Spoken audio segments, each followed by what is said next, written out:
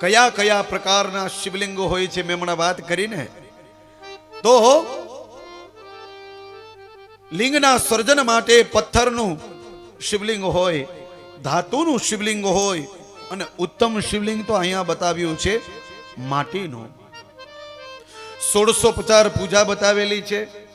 ભગવાન શિવના પગ ધોવાના, અર્ઘ્ય આપવાનું, આચમન કરાવવાનું, સ્નાન કરાવવાનું, અમૃતથી સ્નાન કરાવવાનું, ત્યારબાદ ગંધોદક ઉદ્વર્તન એનાથી સ્નાન કરાવી શિવજી ઉપર મહાઅભિષેક કરવાનો.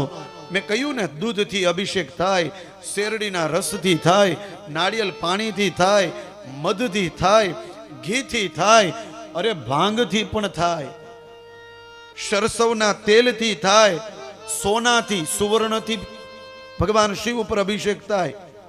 બહુ વધારે બીમાર રહેતો હોય ને, જેના હાડકા બહુ દુખતા હોય, પગ બહુ દુખતા હોય, એને દર્ભશલાકાથી પણ ભગવાન શિવ ઉપર અભિષેક કરે ને તો એને સારું આયુષ્ય મળે, એના દુખાવો બંધ થઈ જાય. આ તાકાત છે શિવના અભિષેકની. તો ભગવાન શિવજી ઉપર અલગ અલગ પ્રકારેથી અભિષેક થતો હોય છે. દાડમથી પણ અભિષેક થાય હો. બીલીપત્રના રસથી પણ ભગવાન શિવજી ઉપર અભિષેક થાય છે.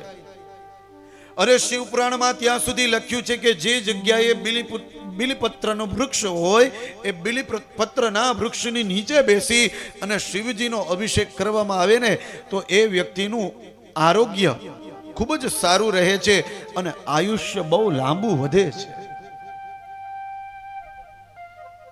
તો જેવી જેની ભાવના, જેવો જેનો ભાવ, એ રીતે ભગવાન શિવજી એ ગ્રહણ કરે છે.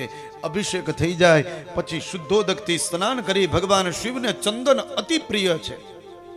જો શિવલિંગને કંકુ ચડતું નથી, શિવજીને ચંદન ચડે છે શિવલિંગને. પણ જ્યારે શિવ મૂર્તિની પૂજા થતી હોય ત્યારે તમે ભગવાન શિવ મૂર્તિને કંકુનું તિલક કરી શકો છો. શિવલિંગમાં જ્યારે થાળવું હોય તો શિવલિંગને કંકુનું તિલક ન થાય, પણ થાળામાં રહેલ જે જગદંબાનું સ્વરૂપ છે ને એને તમે કંકુનું તિલક કરી શકો.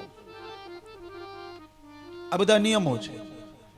તો ભગવાન શિવને ચંદનનું તિલક થાય, અક્ષત અર્પણ થાય, સરસ મજાના બીલીપત્ર ભગવાન શિવને અર્પણ કરવામાં આવે છે.